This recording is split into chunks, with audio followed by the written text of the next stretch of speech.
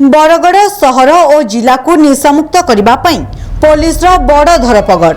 Town थाना जीरा bridge एवं मालपड़ारे बेआईन भावे कफ सिरप और निशा औषध बिक्री करुथिबा बेले पुलिस चढ़ाऊ करी विपुल परिमाणर ड्रग्स और कॉस्मेटिक सामग्री जबत करिछि। एही निशा कारोबार रे टाउन थाना पुलिस मेलछमुंडा थाना केलेंडा गाँव अमूल्य साहू, हरेश साहू, इंद्रमणि पांडे, बरगड़ सहर मालपड़ार बुल्लू साहू और तांको पत्नी को गिरफ्त करिछि।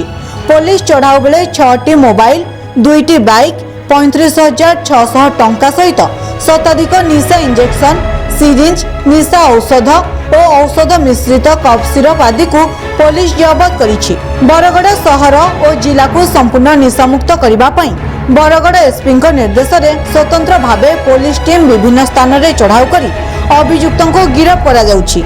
आगामी दिन में धरपगड़ आहरी कड़ाकड़ी कराजिबो बोली सांबादिक सम्मेलन में बरगड़ एसपी तपन कुमार महांती कहते। Bureau report, mobile news 24x7।